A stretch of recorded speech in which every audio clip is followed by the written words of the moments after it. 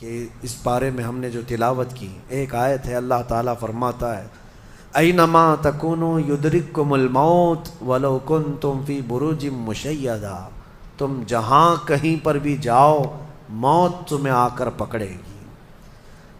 بروج مشیدہ کا مطلب ہوتا ہے بہت ہی پکے محل میں بھی اگر تم بیٹھ جاؤ، بہت مضبوط محل میں تم بیٹھ جاؤ، موت آنا ہے وہاں پر بھی آئے گی۔ ہم نے دیکھا ہے بڑے بڑے محلات میں رہنے والے بھی، اور جنہوں نے آسمان چھوتی ہوئی عمارتیں بنائی وہ بھی موت کے ہتھے چڑھی گئے۔ موت تو آنا ہے۔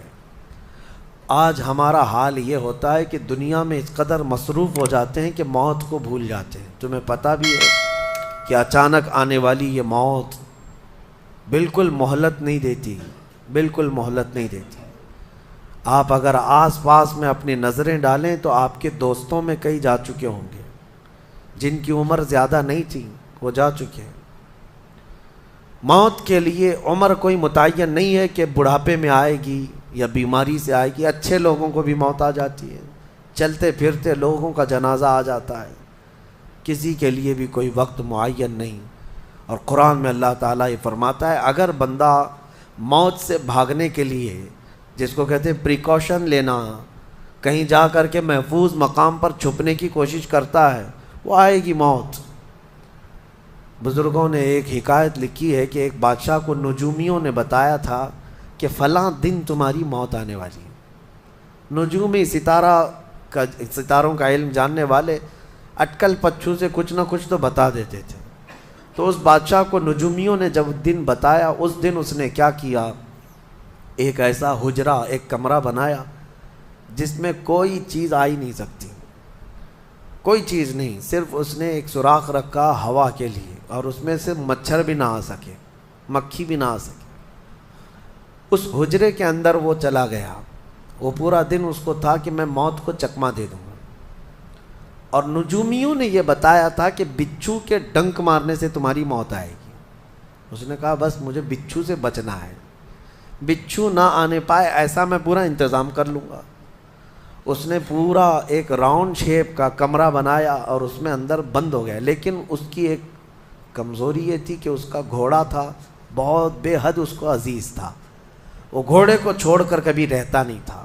اس نے کہا مجھے اور میرے گھوڑے کو بند کر دو، آج موت کا دن ہے، اگر آج کے دن میں نے موت کو چکما دے دیا تو پھر ہمیشہ کی زندگی ہے، ٹائم اگر ٹل گیا تو پھر موت نہیں آئے گی۔ تو وہ اس نیت سے وہ روم کے اندر بند ہو گیا اور لوگوں سے کہا کہ کوئی مجھے نہ دروازہ کھولے اور نہ کسی کے لیے دروازہ کھولے، پورا دن گزرنے دو۔ دن گزرتا رہا، شام کا وقت قریب آیا، اس کے ساتھ تھا اس کا گھوڑا اور وہ کوئی نہیں۔ اتفاق دیکھیں، اللہ رب العزت کی طرف سے جو سبب بننا ہے وہ بنے گا۔ اس کے گھوڑے کو بہت تیز چھینک آئی اور اس کی چھینک سے، اس کی ناک سے بچھو نکلا اور اس بادشاہ کو ڈنک مارا اور وہیں اس کی موت ہو گئی۔ اینما تکونوا یدرککم الموت، اللہ نے فرمایا تم جہاں کہیں رہو موت آ کر پکڑ لے گی۔ ہمارے علاقے میں ایک ڈاکٹر تھے، وہ کارڈیالوجی تھے، ہارٹ کے اسپیشلسٹ تھے، اور ان کے ہاتھ میں بہت سارے ڈاکٹرز پریکٹس کر کر کے بڑے ماہر بنے، ہارٹ کے اسپیشل ڈاکٹر۔ اور یہ اخبار میں بھی بات آئی تھی۔ اس ڈاکٹر کا حال یہ تھا کہ برسوں آپریشن اور سرجری کر کے لوگوں کے ہارٹ صحیح کیے یا بائی پاس کیے، لیکن اتفاق ایسا کہ ایک دن وہ لیب میں اندر ہاسپٹل کے لیبارٹری میں کام کر رہا ہے ڈاکٹر، اور اس کے ساتھ 4 اسسٹنٹ ڈاکٹر بھی ہیں اور نرسز بھی ہیں، سارے کہاں پر، لیب کے اندر، ساری مشینیں بھی موجود ہیں۔ اس ڈاکٹر کو وہیں پر ہارٹ اٹیک آیا، جو ہارٹ کا خود اسپیشلسٹ ہے، اور دوسرے ڈاکٹرز وہاں پر موجود بھی ہیں۔ انہوں نے اٹھایا، اسٹریچر پر ڈالا، آئی سی یو میں ہی تھے، لیب کے اندر موجود تھے، لیکن وہ چند منٹوں کے اندر ڈاکٹر کی موت ہو گئی۔ نہ کوئی ڈاکٹر بچا سکا، نہ اس کو دوا دی جا سکی۔ سب سے ماہر ہارٹ کا ڈاکٹر ہاسپٹل کے اندر جو سب سے محفوظ جگہ ہو سکتی ہے بیماروں کے لیے، میاں ہمارے گھر میں کسی کو اٹیک آئے تو دوڑ کر کہاں لے جائیں گے؟ ہاسپٹل. اور جو خود کس کے پاس لے جائیں گے؟ ڈاکٹر کے پاس. جو خود ڈاکٹر ہے اور خود ہاسپٹل میں بیٹھا ہوا ہے، اس کو ہی اگر آ جائے، اور قریب میں ڈاکٹرز بھی موجود ہیں لیکن بچا نہ سکے، یہ رب ذوالجلال کا فرمان، جب وعدہ مکمل ہو جائے تو پھر کوئی طاقت تمہیں موت سے روک نہیں سکتی. آپ کو پتہ ہے ایک بہت بڑا شخص ہے دنیا کا جو کئی حکومتیں بدل دیا کرتا تھا، جس کا نام غالباً لنکن ہے، سیمسنگ کمپنی کا. جس سے کوئی تعلق ہوگا آپ سرچ کریں تو پتہ چلے. کوریا کا رہنے والا، اور اس کی وجہ سے حکومتیں بدل دی جاتی تھیں. اس قدر مالدار آدمی، اس کی مرضی کے بغیر تو کوئی حکومت نہیں قائم ہوتی تھی. اتفاق ایسا ہی غالباً 2012 یا 11 کے آس پاس کی بات ہے جہاں تک میرے علم میں چیز آئی. ایسی ایک بیماری میں مبتلا ہو گیا کہ کوما میں چلا گیا، اور اس کا بیٹا تھا ارب پتی نہیں بلکہ اس سے بھی زیادہ، کئی ہزار کروڑ کا مالک. پوری دنیا بھر کے ڈاکٹرز کو بلایا گیا اس کو بستر سے اٹھانے کے لیے، لیکن کوئی ڈاکٹر نہیں اٹھا سکا. کروڑوں کی فیس لی ڈاکٹرز نے، ہر طرح کا علاج کیا. 4 سال تک وہ بستر پر لگا رہا، اس پر نہ جانے کتنی دولت خرچ ہوئی. اخیر میں ڈاکٹروں نے کہا، اربوں روپیے اس کے بستر سے اٹھانے کے لیے جنہوں نے خرچ کیا تھا، بیٹے نے خرچ کیا تھا، ڈاکٹروں نے اخیر میں ہاتھ اٹھا کر کہا اب تیرے باپ کو کوئی نہیں کھڑا کر سکتا، اس کی موت آ چکی ہے، موت ہو گئی. میں یہ کہنا چاہتا ہوں اللہ نے فرمایا تم مضبوط سے مضبوط محل کے اندر کیوں نہ ہو، موت آئے گی. مجھے بتاؤ جس کے پاس دنیا کا اتنا مال پڑا ہوا ہو وہ کیوں نہیں خرید سکا کوئی ایسی دوا جو اس کو بستر سے کھڑا کر سکے؟ یاد رکھیں میرے عزیزوں، دنیا کی ساری چیزیں اسی کی دھری کی دھری رہ جائیں گی. جس وقت ہمارا بلاوا آ جائے تم قریب میں لوگوں کو دیکھتے رہ جاؤ گے اور آنکھیں تمہاری کھلی رہ جائیں گی. اسی لیے میرے آقا صلی اللہ علیہ وسلم خود فرماتے ہیں میں ایک سجدے میں جاتا ہوں تو مجھے اس بات کا یقین نہیں ہوتا کہ دوسرے سجدے تک میں زندہ رہوں گا. یہ سید الانبیاء فرما رہے ہیں، رسول رحمت فرما رہے ہیں. اور جس طرح سے آج ہم اپنی موت کو بھول بیٹھے، گناہوں کی کثرت ہو جاتی ہے، نفس غالب آ جاتا ہے، عیاشیاں شروع ہو جاتی ہیں. موت کا خوف ایسا ہے کہ خود میرے آقا نے فرمایا سب سے بہترین نصیحت کرنے والا تمہاری زندگی میں اگر کوئی ہے تو موت ہے. لوگوں کے جنازے دیکھو اور ان کی بے بسی دیکھو، ان کی مجبوری دیکھو، اور اس کے بعد تم بھی محسوس کرو کہ تمہارے ساتھ بھی یہی کیفیت ہوگی. وہ چھوٹی سی قبر، وہ چھوٹی سی ایک ایسی قبر جس میں نہ چٹائی، نہ تکیا، نہ اوڑھنا، نہ بچھونا، اور ہاتھ چوڑے کرو تو قبر کی دیواریں لگنے لگ جائے، ہاتھ اٹھاؤ تو اوپر کی تختیاں لگنے لگ جائیں. ممبئی والوں کو تو اور بھی چھوٹی قبر ملتی ہے، یہاں تو اتنی چھوٹی ہے کہ ٹیمپرری کھودی جاتی ہے کہ 6 مہینے بعد پھر نکال دینا ہے. میرے عزیزوں، اس ایک چھوٹی سی قبر کے اندر تمہیں برسوں بتانا ہے، برسوں بتانا ہے.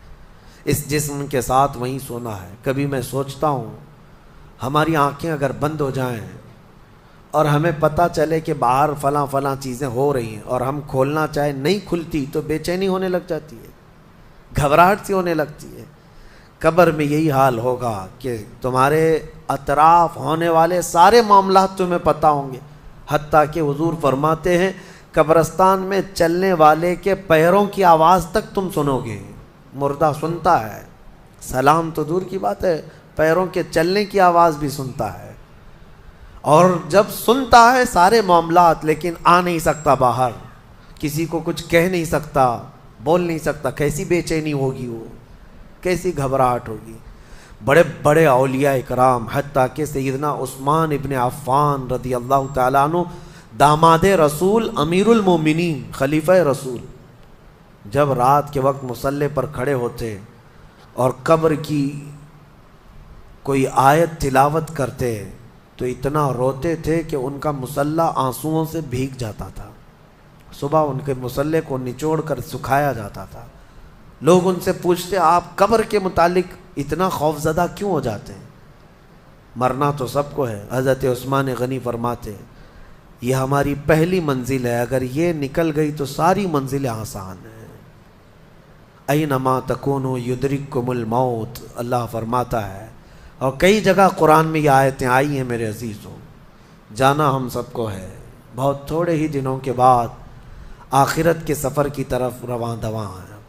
اسی لیے کسی بزرگ نے سچ کہا کہ دنیا میں جتنے راستے ہیں یہ لکھا تو جاتا ہے یہ راستہ فلاں شہر جا رہا ہے، فلاں شہر جا رہا ہے، حقیقت تو یہ ہے کہ سارے راستے قبرستان جا رہے ہیں، وہیں جا کر اینڈ ہوتے ہیں.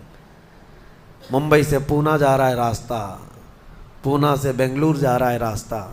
بورڈ تو لکھے ہوئے ہیں لیکن اہل تصوف یہ کہتے ہیں یہ تمہاری خام خیالی ہے، لیکن جس راستے پر بھی چلو گے اخیر وہ راستہ تمہیں قبرستان ہی پہنچائے گا، تمہاری زندگی وہیں جا کر اینڈ ہونے ہے. اسی لیے میرے عزیزو ہمیں زیادہ دنیا میں اتنا پھیلانے کی ضرورت نہیں، آخرت کے سفر کی طرف تیاری بھی ہو. میں یہ نہیں کہتا کہ کمانا نہیں چاہیے، کمائیں، گھر بنائیں، رزق کا حصول، معاش کا حصول سب کے لیے ضروری ہے، لیکن ساتھ میں یہ فکر غالب رہے ہمارے ذہن میں کہ مجھے سب چھوڑ کر جانا ضروری ہے. جب تک تمہارے ذہن میں یہ بات آتی رہے گی میرا آخرت کا سفر باقی ہے، تو ہوگا یہ کہ تم دنیا تو کماتے رہو گے لیکن اپنے مولا سے غافل کبھی نہیں ہوگے، غافل کبھی نہیں. میں وہ زندگی کی بات کر رہا ہوں. آپ جاؤ فیکٹری میں جاؤ، کسی کمپنی میں جاؤ، کسی بزنس میں جاؤ، کسی جاب میں جاؤ، آپ کی دنیا ہے، آپ گھر بناؤ، لیکن ذہن میں اتنی بات رہے کہ میرا مولا مجھے ایک نہ ایک دن بلانے والا ہے. جب یہ فکر رہے گی تو آپ کی نمازیں بھی غائب نہیں ہوں گی، آپ کی آخرت کی یاد. اسی لیے میرے آقا نے فرمایا قبرستان جایا کرو. بعض لوگ یہ کہتے ہیں نا قبروں پر جانا شرک یا بدعت. خود میرے آقا صلی اللہ علیہ وسلم نے فرمایا فزورو، قبروں کی زیارت کرو. کیوں؟ فإنها تذکر الآخرہ، اس لیے کہ وہ تمہیں آخرت کی یاد دلاتی ہیں. مولا علی کرم اللہ وجہہ الکریم قبرستان جاتے. حضرت سعید ابن مسیب ایک تابعی ہیں، حضرت علی کے ساتھ قبرستان گئے تھے. حضرت علی نے زور سے سلام کیا قبر والوں کو اور پھر پوچھا ہے قبروں والوں کیا حال ہے تمہارے؟ اور اس کے بعد پھر حضرت علی روتے کھڑے ہوئے، آنسو بہنے لگے. حضرت سعید ابن مسیب کہتے ہیں مولا علی سے کیا آپ قبروں والوں سے بات کر رہے ہیں، وہ آپ کی سن رہے ہیں یا آپ سے وہ کچھ جواب دے رہے ہیں؟ حضرت علی کرم اللہ وجہہ الکریم نے فرمایا ہاں، اگر تم سنتے ان کی باتیں تو رو پڑتے. حضرت سعید پوچھتے ہیں کیا کہہ رہے ہیں قبروں والے؟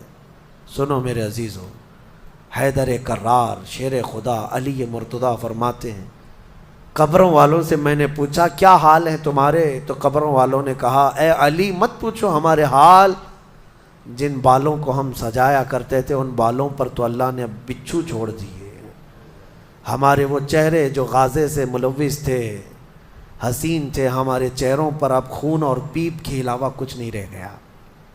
ہمارا وہ جسم جس کے سنوارنے کے لیے ہم دن بھر گھنٹوں لگاتے تھے، آج وہ ہماری قبروں میں کیڑوں کی غذا بنا دی گئی ہے. حضرت علی فرماتے ہیں قبروں والوں نے جب ہم سے یہ کہا تو ہم نے رو پڑا، ہمیں رونا آ گیا. یقیناً میرے عزیزوں وہ منزل آپ کی بھی ہے میری بھی ہے، ہمیں بھی جانا ہے آپ کو بھی جانا ہے.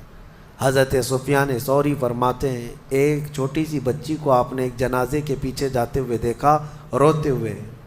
وہ لڑکی اپنے باپ کے جنازے میں جا رہی تھی، رو رہی تھی اور یہ کہہ رہی تھی اتنی بڑی مصیبت کا دن ہمارے اوپر کبھی آج تک آیا ہی نہیں تھا. حضرت سفیان ثوری نے کہا بیٹا تم پر نہیں، تمہارے باپ پر جو دن آیا وہ کبھی نہیں آیا تھا. موت کا دن، موت کا دن سب سے سخت دن ہے، سب سے سخت دن ہے. موت کس طرح سے آتی ہے پتہ ہے؟ فرمایا گیا جیسے ریشم کے کپڑے کو کانٹوں کی جھاڑی پر ڈال دو اور کپڑا کھینچو، کپڑے کے تار تار نکلتے جائیں گے. فرمایا گیا ملک الموت روح نکالنے کے لیے جب آتے ہیں تو اسی طرح سے روح نکالتے رہتے ہیں انگلیوں سے، پیروں کی، ہاتھوں کی انگلیوں سے، ناخنوں سے روح نکلتی نکلتی آتی ہے. ایک ایک جوڑ سے روح نکلتی ہے، یہاں تک کہ ناک تک اس کو کھینچ کر کے لایا جاتا ہے. اور قرآن میں اللہ فرماتا ہے تم اگر دیکھو گے کہ روح کیسی نکالی جا رہی ہے، یضربون وجوہہم وادبارہم، فرشتے آتے ہیں پیٹھ پر، پیچھے مارتے ہیں، زور زور سے مارتے ہیں اور پیشانیوں پر مارتے ہیں اور یہ کہتے ہیں اے نکل جا روح۔ اللہ فرماتا ہے تم اگر دیکھو گے کہ فرشتے کس طرح روح نکالتے ہیں تو کانپ کر رہ جاؤ گے، مار مار کر کے روح کو نکالا جاتا ہے۔ اور یہ چھوٹا سا وقت نہیں ہے، ادھر جھٹکا لگا ادھر موت ہو گئی، لمبا پروسیس ہے، اس سے جو گزرتا ہے وہی بتا سکتا ہے۔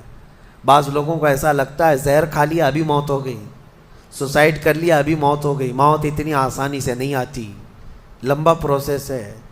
موت سے پہلے فرشتے آ جاتے ہیں، چاہے تم اچھے آدمی ہو، بیٹھے ہوئے ہو، تم کو بھی اگر موت آنی ہے تو تم پہلے فرشتوں کو دیکھنے لگ جاؤ گے، لیکن بتا نہیں سکتے کسی کو۔ موت سے تھوڑی دیر پہلے فرشتے قریب آ جاتے ہیں۔ پہلے جماعت فرشتوں کی آتی ہے، پھر ملک الموت آتے ہیں۔ ملک الموت ان فرشتوں کے بیچ آتے ہیں۔ جیسے ہی یہ مرنے والا آدمی ملک الموت کو دیکھ لیتا ہے، پھر اس کے جسم میں کپ کپی طاری ہو جاتی ہے، اور ایسی کپ کپی طاری ہوتی ہے کہ کبھی پیشاب نکل جاتا ہے، کبھی پخانہ نکل جاتا ہے۔ اکثر دیکھنا مرنے والوں کی نجاست نکل جاتی ہے۔ ملک الموت کو وہ بہت قریب سے دیکھتا ہے، اور ان کی دو شکلیں ہیں، ایک بہت بھیانک شکل ہے، اس کو دیکھنا ہی عذاب ہے، اور ایک بہت خوبصورت شکل ہے، ان کو دیکھنا ہی رحمت ہے۔ وہ نیک بندوں کی روح نکالنے کے لیے جب جاتے ہیں تو خوبصورت شکل میں جاتے ہیں، اور جب گنہگاروں کی روح نکالنے جاتے ہیں تو بھیانک شکل میں جاتے ہیں، اور ان کو دیکھتے ہی مرنے والے کا جسم پیلا پڑ جاتا ہے، پیشانی اکھڑ جاتی، آنکھیں پھٹی رہ جاتی، اور پھر خرخرا آنے لگ جاتا ہے، یعنی خرخر کی آواز تیز ہو جاتی ہے۔ وہ بولنا چاہتا ہے اپنے پاس والوں کو، لیکن بول نہیں سکتا، بند ہو جاتا ہے۔ یہ وہ وقت ہے جب اس کے توبہ کا دروازہ بھی بند ہو جاتا ہے۔ اب اگر فرشتوں کو دیکھ کر کوئی توبہ بھی کر لیا، ایمان لایا، تو اس کا ایمان قبول نہیں۔ اس وقت سے پہلے پہلے تک جو بھی ایمان لایا یا توبہ کیا، اس کی توبہ قبول ہے۔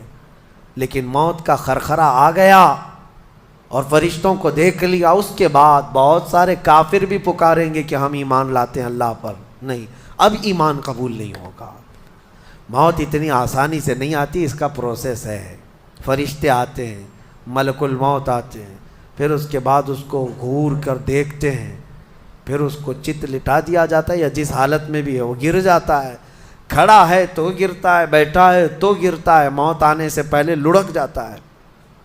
یہ ضروری بھی نہیں ہے کہ آج میں اپنے آپ کو سنبھال کر بیٹھا ہوں، اگر میری موت آنی ہے اسی کرسی سے گر جاؤں، اسی جگہ سے ہم گر جائیں گے۔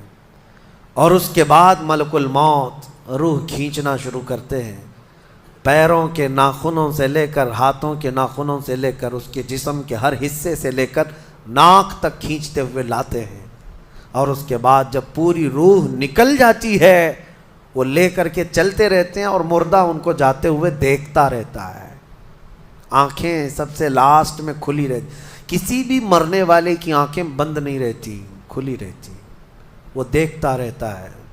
اسی لیے حدیث پاک میں ہے جب کسی کی روح نکل جائے تو سب سے پہلے تم اس کی آنکھیں بند کر دو، ہمیں بند کرنا ہوتا ہے، اور اس کے بعد منہ بھی کھلا رہ جاتا ہے، منہ اوپن رہ جاتا ہے، فرمایا گیا منہ کو دبا کر بند کر دو۔ یہ سب نشانیاں ہیں میرے عزیزوں موت کی سختیوں کی۔ آپ کو پتہ ہے جب رسول کریم صلی اللہ تعالیٰ علیہ وسلم کی وفات آئی، اللہ اکبر، نزع کا عالم اتنا سخت تھا کہ بار بار حضور اکرم صلی اللہ علیہ وسلم کو پورے پانی کے مٹکے انڈیل دیے جا رہے تھے، 3 مٹکے حضور پر انڈیل دیے گئے موت سے پہلے، اور حضور اس کے بعد تھوڑا آرام محسوس کرتے اور پھر شدت کا بخار، اور وہ آخری وقت تھا جب حضرت فاطمہ آپ کے پاس آئی تھی، حضور نے ان کے کان میں بتا دیا، وہ رونے لگ گئی۔ کیا کہا تھا؟ حضرت فاطمہ کہتی ہیں حضور نے فرمایا اے فاطمہ اب میں جا رہا ہوں، میرا آخری وقت ہے۔ پھر ایک دوسرے کان میں ان سے کہا میرے خاندان میں سے سب سے پہلے تم مجھ سے ملنے والی۔ آج یوم فاطمہ بھی ہے، سیدہ کائنات کا آج یوم وصال ہے، 4 رمضان المبارک۔ تو رسول کریم صلی اللہ تعالیٰ علیہ وسلم حضرت عائشہ صدیقہ کے سینے سے سر لگا کر لیٹے ہوئے تھے۔ حضرت عائشہ فرماتی ہیں سنو، مجھے پتہ ہی نہیں تھا۔ حضور حضرت عائشہ سے زیادہ محبت کرتے تھے، اسی لیے آخر وقت میں حضرت عائشہ کے ہی حجرے میں رہنے لگے، باقی دوسری بیویوں کیا نہیں جاتے۔ حضرت عائشہ کہتی ہیں میں حضور اکرم صلی اللہ تعالیٰ علیہ وسلم کو کبھی مسواک دے رہی، کبھی پانی کے چھڑکاؤ کر رہی۔ تھوڑی دیر کے بعد حضور اکرم صلی اللہ تعالیٰ علیہ وسلم لیٹے لیٹے اسی طرح رہ گئے۔ حضرت عائشہ کہتی ہے میرے سینے پر حضور کا سر تھا، وہ اتنا بھاری ہو گیا مجھے لگتا تھا کہ میری پسلیاں ٹوٹ جائیں گی۔ یہ حضرت عائشہ کہتی ہیں مجھے ایسا لگتا تھا کہ میری پسلیاں ٹوٹ جائیں گی۔ ہوا کیا تھا؟ حضرت عائشہ فرماتی ہیں دروازے پر جبرائیل امین آئے، روح نکلنے سے پہلے کی بات ہے۔ حضرت عائشہ فرماتی ہیں حضور کے پاس جبرائیل آخری بار آئے، وہ غمگین حالت میں آئے یا جس حالت میں ہو۔ حضرت رسول کریم صلی اللہ علیہ وسلم سے عرض کرنے لگے یا رسول اللہ، دروازے پر موت کا فرشتہ کھڑا ہے، آپ کی اجازت چاہتا ہے، اگر آپ اجازت دے دیں تو وہ آئے گا اور آپ کی روح پاک کو اللہ کے حضور لے جائے گا۔ اور یا رسول اللہ، آج سے پہلے اس فرشتے نے کسی سے اجازت نہیں لی اور قیامت تک کسی کی روح نکالنے کے لیے وہ اجازت لے گا بھی نہیں۔ یہ صرف رسول پاک کی خصوصیت تھی۔ حضور نے فرمایا آنے دو۔ ملک الموت آئے اور جب حضور کی اجازت سے روح نکالی تو حضرت عائشہ کہتی ہیں اتنا بھاری ہو گیا تھا سر کہ مجھے لگتا تھا کہ میری پسلیاں ٹوٹ جائیں گی سینے کی۔ اور اس کے بعد حضرت عائشہ فرماتی ہیں میں نے حضور کے سر مبارک کو نیچے کی طرف کیا، مجھے پتہ بھی نہیں تھا کہ حضور کا انتقال ہوا۔ میں حضور اکرم صلی اللہ علیہ وسلم سے باتیں کرنے میں مصروف تھی، اسی میں حضرت ابوبکر صدیق حجرے میں آئے، پوچھا عائشہ کیا حال ہے حضور کا؟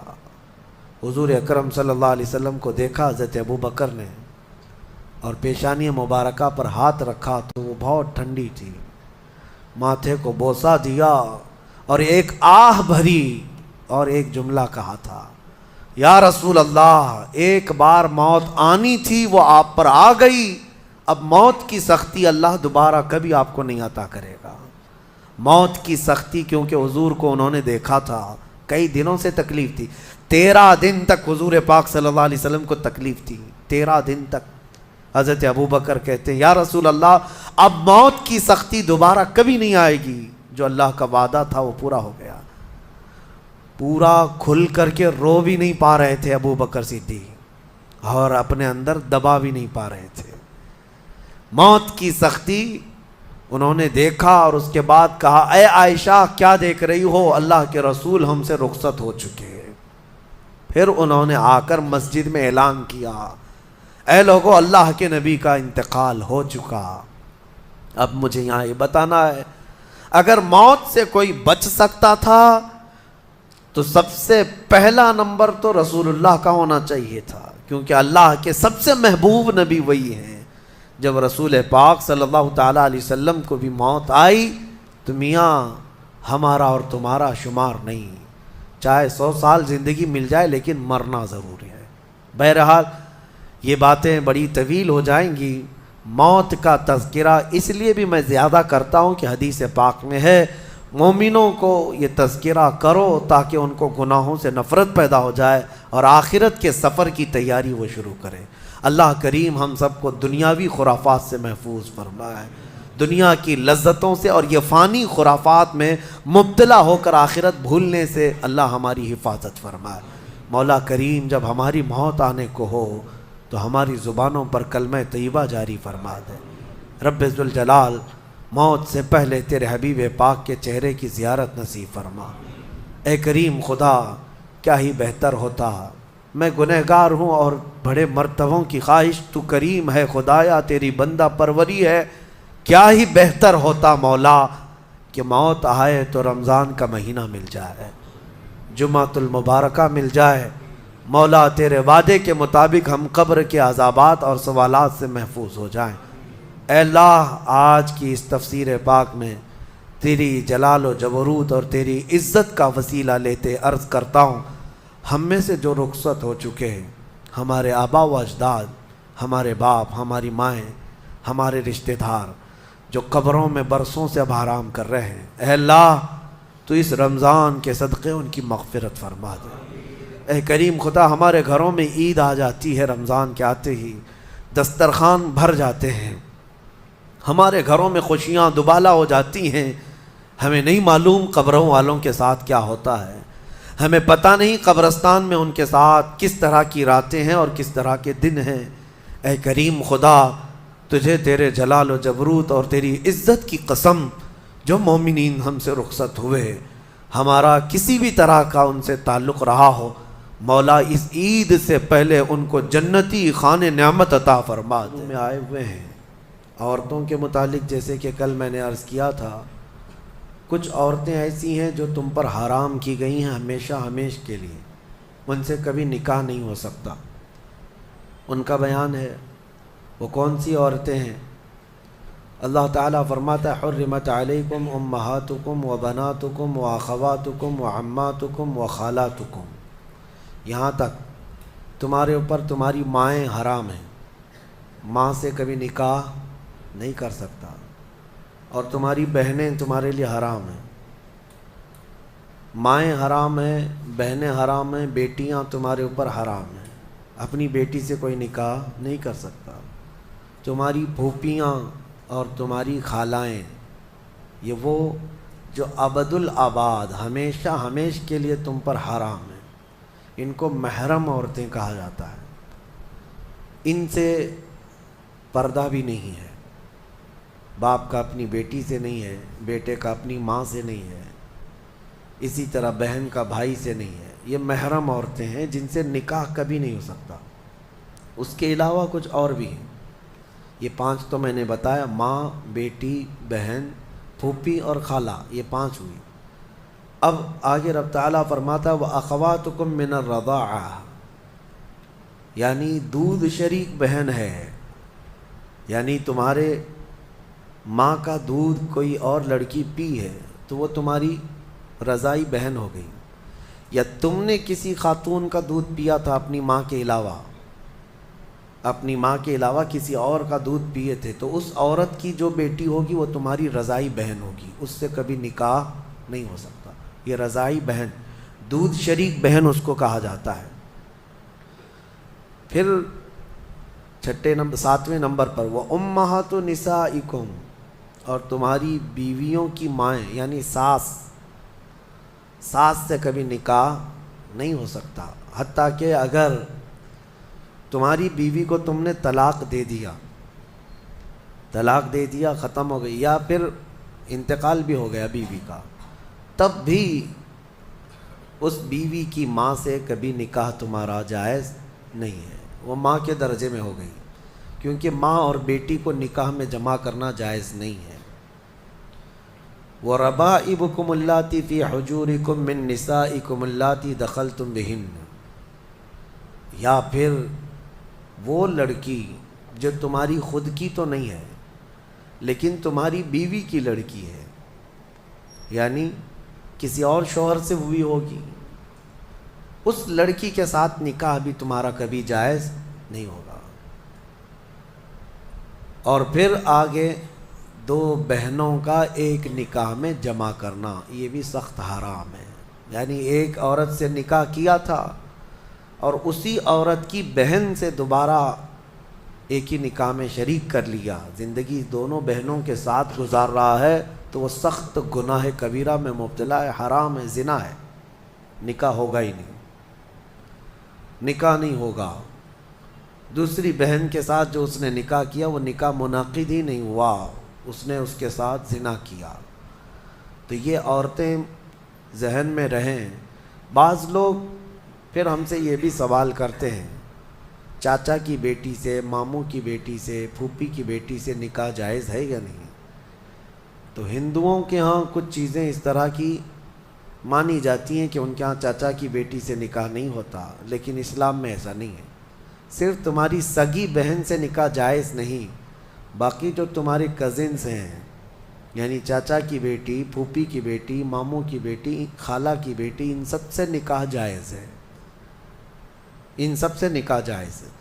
بسا اوقات ایسا بھی ہوتا ہے، میں آپ کو بتاؤں، مثال کے طور پر تمہارے ماموں کی نواسی ہے، آپ کے ماموں کی نواسی ہے، یعنی آپ کے ماموں کی بیٹی، ویسے دیکھا جائے تو رشتے میں تمہاری کیا لگتی ہے؟ وہ بھانجی، رشتے میں تمہاری بھانجی لگتی ہے۔ تو ظاہر سی بات ہے بہن کی بیٹی سے اور بھائی کی بیٹی سے بھی نکاح جائز نہیں ہے، سگی بھانجی اور سگی بھتیجی سے نکاح جائز نہیں۔ لیکن اگر اس طرح ماموں کی بیٹی بھانجی لگ رہی، اس سے نکاح جائز ہے۔ اسی طرح پھوپھی کی نواسی یا پوتی ہے، اس سے بھی تمہارا نکاح جائز ہے، وہ سگی بھانجی یا سگی بھتیجی نہیں ہے۔ تو یہ احکام مسلمانوں کو یاد ہونا چاہیے کہ کون سی عورتیں تمہارے لیے حلال ہیں اور کون سی عورتیں تمہارے لیے حرام ہیں۔ اب ان کے علاوہ جو عورتیں میں نے بتایا، یہاں جو عورتیں میں نے بتایا، ان عورتوں کے علاوہ جتنی بھی عورتیں ہیں جن سے نکاح تمہارا جائز ہے، ان سے پردہ بھی واجب ہے، یہ بات یاد رکھ لیں۔ جس سے تمہارا نکاح ہو سکتا ہے اس سے تمہارا پردہ کرنا بھی واجب ہے، یہ ہمیشہ ذہن میں رہے۔ محرم عورتوں سے صرف پردہ نہیں ہے، باقی غیر محرم جتنی بھی عورتیں ہیں، تمہاری چاچا کی بیٹیاں، تمہاری پھوپھی کی بیٹیاں، تمہارے ماموں اور خالہ کی بیٹیاں، جن سے تمہارا نکاح جائز ہے، ان سے پردہ بھی ضروری ہے، پردہ ضروری ہے۔ اور اسی میں شریعت کی پکڑ بھی ہے، اللہ تبارک و تعالیٰ کی بارگاہ میں اس کی پکڑ ہے۔ اب آگے آئیں، اللہ تبارک و تعالیٰ نے گھریلو احکام کے متعلق فرمایا الرجال قوامون علی النساء، مردوں کو ہم نے عورتوں پر حاکم بنایا ہے۔ حاکم کا مطلب یہ نہیں ہے کہ بیلچا لے کر کے اس کو ہانکتا رہے، یا پھر حاکم کا مطلب یہ بھی نہیں ہے کہ رسی اور ڈنڈا لے کر کے اس کے پیچھے پڑا رہے۔ حاکم کا مطلب یہ ہے کہ مرد کو معاش کی تمام ذمہ داریاں دی گئی ہیں، گھر چلانا، گھر کا خرچہ لانا، یہ مرد کی ذمہ داری ہے، اور گھر گرہستی جو اندر کے معاملات سنبھالنا یہ عورت کے کام ہے۔ اگرچہ آج زمانے میں بدل گیا، کچھ مرد گھر میں بیٹھے ہیں اور عورتیں کام پہ ہیں، انہوں نے فطرت قانون کا بدل لیا ہے۔ اب یہاں پر کچھ لوگ یہ سوال بھی کرتے ہیں کیا عورت کا کمانے کے لیے نکلنا جائز ہے یا نہیں ہے؟ اس سلسلے میں آپ کو بتا دوں، عورت اگر شریعت کی پابندیاں کرتی ہے اور حدود شرع میں رہ کر کے کوئی جاب اس کو لگتی ہے یا کوئی کام کرتی ہے تو بالکل اس کے لیے جائز ہے، کوئی حرج نہیں۔ عورت کا کمانا اسلام میں کہیں پر بھی یہ نہیں کہا گیا کہ ناجائز ہے، جائز ہے، لیکن اس کے شریعت کے جو تقاضے ہیں اگر وہ پورا کر سکتی ہے تو دونوں کو ساتھ میں لے کر کے چلنا چاہے تو چل سکتی ہے۔ لیکن اللہ نے جو قرآن میں فرمایا مردوں کو عورتوں پر حاکم بنایا گیا، مردوں کو عورتوں پر حاکم بنایا گیا، اور اسی سے آپ کو یہ سمجھ میں آ جانا چاہیے کہ آپ کے لیے نان و نفقہ لانا، گھر بنانا، گھر کے اخراجات لانا یہ مردوں پر ہے۔ کچھ بیچارے بھیکاری لوگ ہیں جو عورتوں کے اوپر اس قدر ظالم بن کر کے بیٹھے ہوتے ہیں کہ وہ سارا خرچہ سسرال سے ہی چاہتے ہیں کہ عورت کا جو مائکہ ہے یا اس کا مرد کا جو سسرال ہے وہیں سے وہ سب کچھ لانا چاہتے ہیں۔ اور ہمارے ہاں شادیوں میں بھی یہی رواج بہت زیادہ ہے، بہت سارے لوگ شادی اس لیے بھی کرتے ہیں کہ بہت زیادہ جہیز لائے گی عورت، بائک لائے گی، کار لائے گی، اسی لالچ میں شادی کرتے ہیں۔ میرے عزیزوں، مرد اللہ نے تمہیں بنایا ہے، تم اپنے ہاتھوں سے کماؤ اور عورت کو کھلاؤ، ایک صدقے کا ثواب ہے۔ اور نہیں کر سکتے تو جہیز کیوں مانگتے ہو؟ مسجد کے باہر کھٹوری لے کے بیٹھ جاؤ، روز آنے جانے والے کچھ نہ کچھ ڈالیں گے، وہ اور زیادہ بن جائے گا۔ بات سیدھی سی ہے، کچھ لوگ آفیشیل طریقے سے مانگتے ہیں، اور کچھ لوگ اندر میز کے اندر سے مانگتے ہیں. دونوں مانگنے والے ایک ہی ہیں، بھکاری ہیں. مردوں کو اللہ تبارک و تعالیٰ نے اس کا حکم نہیں فرمایا. عرب میں جا کر کے دیکھیں، شادی کرنے کے لیے جب ہم وہاں یہ کہتے ہیں کہ ہندوستان میں عورت جہیز لاتی ہے، عورت کا باپ کپڑے بھی دیتا ہے، پیسہ بھی دیتا ہے، تو وہ اچھل جاتے ہیں. کیا ایسا بھی ہوتا ہے؟ ہم کو لے چلو، ہمیں وہاں سے شادی کروا دو. اس کی وجہ یہ ہے کہ عرب میں آج بھی مہر بہت اونچا ہوتا ہے. صرف سعودی کا مہر 50,000 ریال عام عورتیں مانگتی ہیں. عام عورتیں 50,000 ریال کی بات کر رہا ہوں، تقریباً 11-12 لاکھ روپے ہو جاتے ہیں. تو نارمل مہر جو ہے یہ رکھا جاتا ہے. پھر مرد کے اوپر یہ ضروری ہوتا ہے وہ اپنے باپ کے گھر میں نہ لے جائے شادی کر کے، خود کا گھر ہو تو شادی کر. یہ سارے وہاں پر ضروریات رکھے گئے. بہرحال ہمارے ہاں اگرچہ یہ دوسری قوموں سے رواج آ گیا ہے، لیکن آپ کو بدلنے کی ضرورت ہے. کم از کم آپ اپنا نیا گھر نہیں بنا سکتے، بہت کچھ نہیں کر سکتے، تو کم از کم ان گھروں والوں سے، عورت والوں سے مانگنا تو بند کر دو. جتنا آپ کے پاس ہے اسی میں خوش رہو. اور اللہ کا وعدہ ہے قرآن میں کہ اگر تم فقیر بھی ہو تو اللہ اپنے فضل سے غنی بنا دے گا، غنی بنا دے گا. اب ایک اور آیت اس میں آئی ہے، اللہ تعالیٰ فرماتا ہے جب شوہر اور بیوی کے درمیان اختلاف ہو جائے، جھگڑے زیادہ ہو جائے، تو اللہ نے فرمایا ادھر سے ایک آدمی ادھر سے ایک آدمی آئے. فَبَعَثُوا حَكَمًا مِّنْ أَهْلِهِ وَحَكَمًا مِّنْ أَهْلِهَا إِن يُرِيدَا إِصْلَاحًا.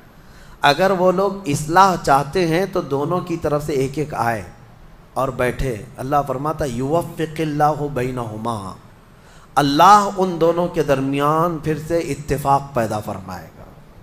اصلاح کی نیت ہونی چاہیے. لیکن مشورہ میرا یہ ہے کہ دونوں طرف کی ساسوں کو نہ لایا جائے. ہاں، نہ لڑکی کی اماں کو لایا جائے نہ لڑکی کی اماں کو لایا جائے.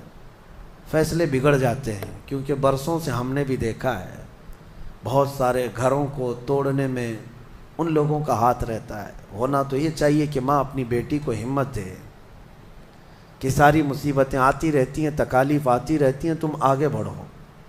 نہیں، بلکہ وہاں تو وہ اڑنگا ڈال کر کھڑی رہتی ہیں. کیسے تو برداشت کرتی ہے؟ چھوڑ کر کے آ جا، کب تک پالے گی؟ قرآن کا حکم یہ ہے کہ دونوں کی طرف سے ایک ایک ذمہ دار جائیں. اگر اصلاح کی نیت ہے تو اللہ دونوں کے درمیان اتفاق پیدا فرمائے گا، دونوں کے درمیان اتفاق ہوگا.